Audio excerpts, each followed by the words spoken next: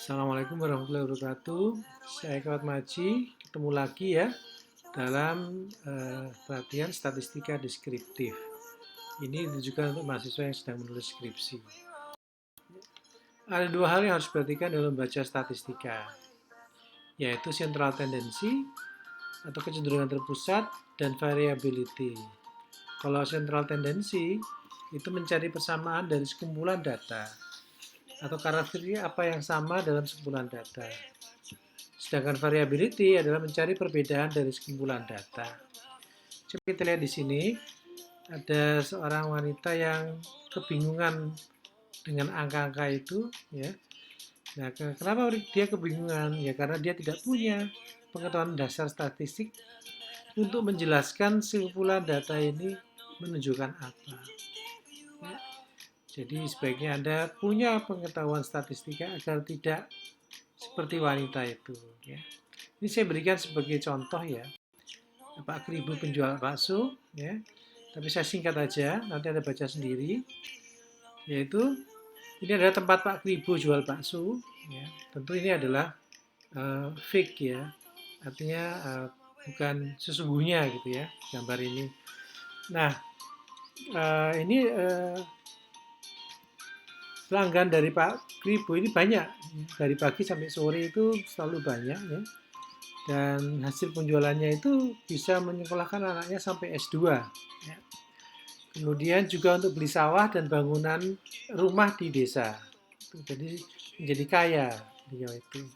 Nah sekarang pertanyaan berikutnya adalah berapa penghasilan Pak Kribo tiap harinya? Ya. Nah ini menjadi suatu pertanyaan. Maka Pak Kribo menjawabnya demikian. Ya.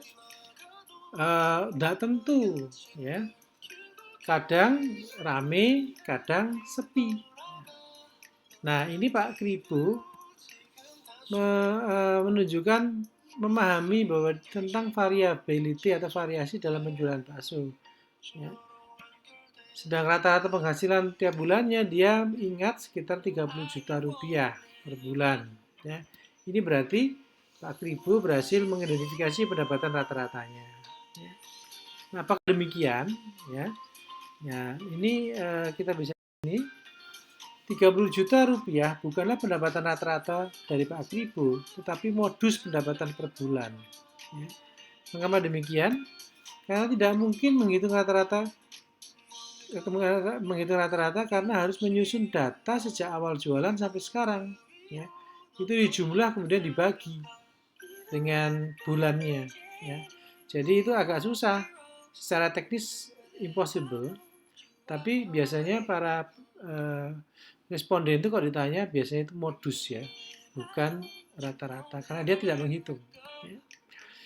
Nah, pertanyaan berikutnya adalah begini, apakah angka 30 juta itu bisa dipercaya? Maka jawabannya adalah tergantung variasinya. Beda pendapatan terbesar dan terkecil, sangat lebar ataukah sempit. Ya. Nah, inilah adalah ikhtisar data dari pengantar statistika deskriptif, yaitu tendensi pusat atau central tendency yang biasanya adalah rata-rata atau mean, median, dan modus. Sedangkan kalau variasi atau variability adalah range, interquartile range, variance, dan standard deviation. Jadi secara mudah seperti ini ya. Central tendency menceritakan satu karakteristik dari sekumpulan data, sedangkan variability adalah besarnya perbedaan dari sekumpulan data. Dua hal itu penting, dua-duanya ya. Nah, sekarang coba kita sedikit tentang central tendency. Ya. Yang paling kenal adalah mean atau rata-rata. Sederhananya seperti ini ya. Y1 tambah Y2 tambah macam-macam sampai dengan YN. Ya. Dibagi dengan N-nya. Ya. Nanti Y itu adalah nilai ya dari observasi I. Ya. Y adalah nilai Y dari observasi I. Dan N adalah jumlah observasi. Ini adalah rumus untuk mean atau rata-rata. Nah, saya minta kepada mahasiswa untuk mempelajari median dan modus secara tersendiri karena tidak dicakup di dalam materi ini. Kita coba contoh ya.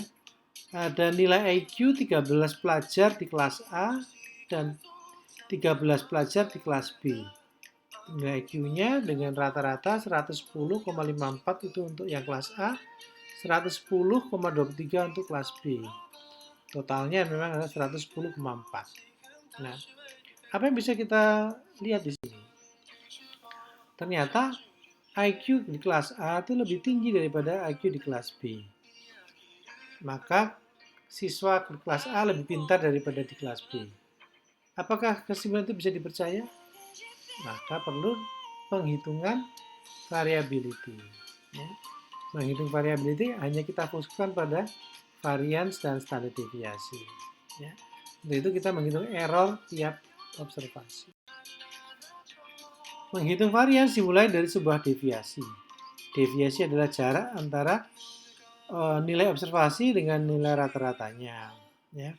Nah, kemudian jika IQ rata-rata adalah 110,54, sedang IQ saya adalah 102, maka deviasi saya adalah minus 8,54. Bagaimana dengan seluruh kelas di kelas A?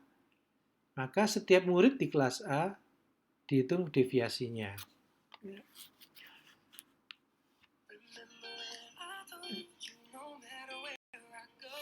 Coba Anda lihat di sini, ini adalah saya susun sudah dibuat dari mulai terendah sampai tertinggi. Yang tengah itu adalah nilai rata-ratanya. Anda bisa lihat di situ ada deviasi dari rata-rata dari tiap-tiap observasi, ya. Ada negatif, ada positif. Nah, kalau ini harusnya ini jumlah ini, ya. Dijumlah untuk menghitung apa istilahnya itu untuk menghitung variability-nya. Namun sayangnya jika dijumlah itu hasilnya 0. Oleh sebab itu maka harus dipakai cara lain yaitu menghilangkan negatif dengan cara mengkuadratkan seluruh deviasinya. Jadi seperti ini ya. Total ini kita kuadratkan hasilnya seperti ini. Maka nilai total deviasi menjadi 2891,23. Selesai? Belum ya. Ini disebut dengan sum of square. Ya. Langkah terakhir adalah mencari rata-rata deviasi kuadrat atau average sum of square yang disebut dengan variance. Yaitu variance populasi atau variance sampel. Ya. Nah, di sini saya akan memakai variance sampel, yaitu seperti ini. Ya. Oke, jadi kita hitung variance IQ dari pelajar di kelas A adalah 240,94. Ini gunanya untuk apa? Sebentar, ya, yang sabar. Ini ya, dari variance tadi, maka harus di akar. Maka muncullah standar deviasi.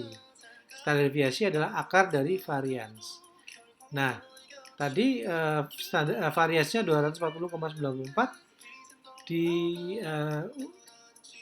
dihitung standar deviasinya menjadi 15,52. Ya. Artinya tiap observasi memiliki deviasi rata-rata dari nilai rata-rata adalah sebesar 15,52. Singkatnya demikian ya. Kelas A, kelas B, IQ rata-rata, dan normal, variance, seperti ini. Ya. Di sini kita bisa kesimpulkan dari standar deviasi di sini, ya, bahwa kelas A standar deviasi 15,52, kelas B 21,46, artinya di kelas A tidak banyak simpangan, di kelas B banyak simpangan. Nah, ini saya berikan gambaran lebih singkat lagi. Ya, di A itu rata-rata 110,54, tapi simpangannya adalah 15,52 atau standar deviasinya. Itu artinya adalah IQ dari siswa di kelas A itu rata-rata berkisar dari 95,02 sampai 126,06. Ya. Begitu juga dengan kelas B, ya, itu lebih lebih range-nya itu lebih luas dibanding kelas A, sehingga variability-nya lebih besar. Ini artinya apa? Data di kelas B itu sebenarnya lebih tidak bisa dipercaya dibanding di kelas A, karena di kelas A itu variability-nya lebih rendah. Ya. Oke, nah ini adalah mengenai pengantar statistik deskriptif adalah bedanya antara mean di sini ya, yang sebelah kiri itu standar deviasinya lebih rendah daripada yang sebelah kanan. Ya. Nah, terus kemudian saya berikan pertanyaan, mana data yang lebih besar variasinya? Lama mahasiswa belajar statistika ataukah lama mahasiswa belajar ekonomi publik? Ya. Nah, semua pertanyaan ini bisa dijawab ya, jika datanya dikumpulkan. Ya. Artinya tidak boleh cuma satu mahasiswa saja atau satu responden saja. Mungkin ada 1000 responden, Anda tanyakan, maka kita bisa lihat variasinya. Ya. Baik, waktu itu sekian, terima kasih. Untuk selanjutnya akan saya sambung ke statistika induktif. Assalamualaikum warahmatullahi wabarakatuh.